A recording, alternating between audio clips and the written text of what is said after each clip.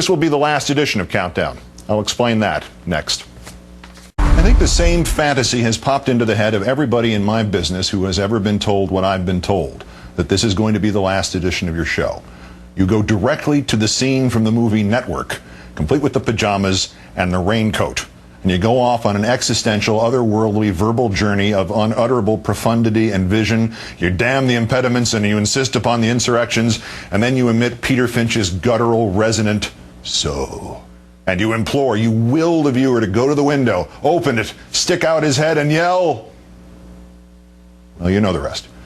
In the mundane world of television goodbyes, reality is laughably uncooperative.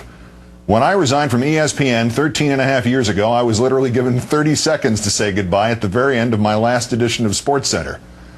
As God is my witness, in the commercial break just before the emotional moment, the producer got into my earpiece and he said, can you cut it down to 15 seconds so we can get in this tennis result from Stuttgart?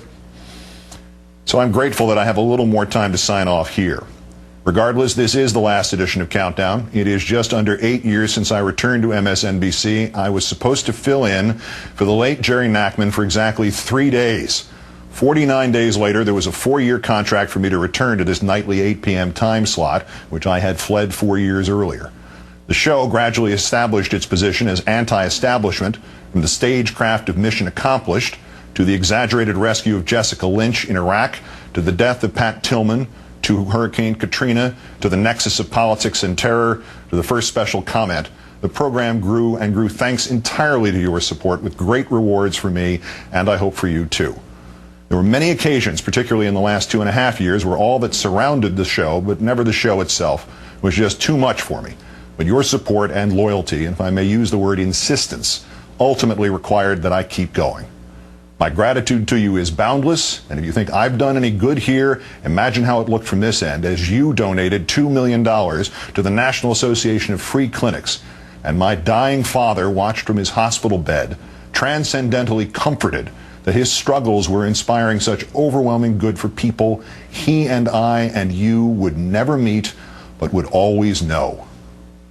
This may be the only television program wherein the host was much more in awe of the audience than vice versa.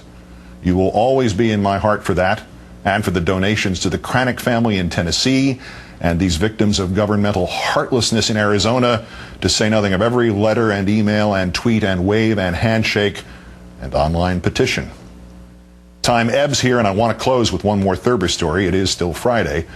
So let me thank my gifted staff here and just a few of the many people here who fought with me and for me. Eric Sorensen, Phil Alonji, Neil Shapiro, Michael Weissman, the late David Bloom, John Palmer, Alana Russo, Monica Novotny, my dear friends Rachel Maddow and Bob Costas, and my greatest protector and most indefatigable cheerleader, the late Tim Russert.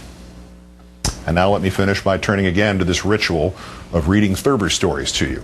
I read these to my late father in the hospital last winter, and then to you at his specific suggestion.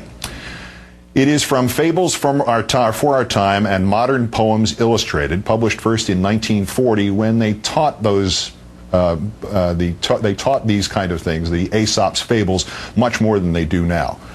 This one is called The Scottie Who Knew Too Much by James Therber. Several summers ago, there was a Scottie who went to the country for a visit.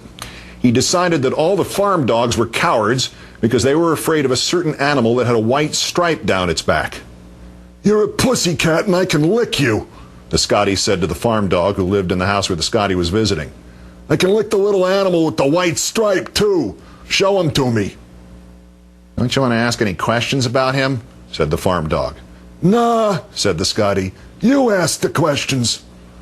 So the farm dog took the Scottie into the woods and showed him the white-striped animal, and the Scottie closed in on him, growling and slashing. It was all over in a moment, and the Scottie lay on his back. When he came to, the farm dog said, "What happened?" "He threw vitriol," said the Scottie, "but he never laid a glove on me." A few days later, the farm dog told the Scottie there was another animal all the farm dogs were afraid of. "Lead me to him," said the Scottie. "I can lick anything that doesn't wear horseshoes." "Don't you want to ask any questions about him?" said the farm dog. "Nah," said the Scottie. "Just show me where he hangs out." So the farm dog led him to a place in the woods and pointed out the little animal, when he came along. "A clown," said the Scottie. "A pushover." And he closed in, leading with his left and exhibiting some mighty fancy footwork. In less than a second, the Scottie was flat on his back, and when he woke up, the farm dog was pulling quills out of him. "What happened?" said the farm dog. "He pulled a knife on me," said the Scottie. "But at least I've learned how you fight up here in the country, and now I'm going to beat you up." So he closed in on the farm dog, holding his nose with one front paw to ward off the vitriol and covering his eyes with the other front paw to keep out the knives. The Scottie couldn't see his opponent, and he couldn't smell his opponent, and he was so badly beaten that he had to be taken back to the city and put in a nursing home. Moral: it is better to ask some of the questions than to know all the answers. The Scottie Who Knew Too Much, by James Therber. Chris Hayes filling in for Rachel Maddow on The Rachel Maddow Show is next. Again, all of my greatest thanks. Widen the shot out just a little bit so we can do one of these last time. Thank you, Brian. Good night, and good luck.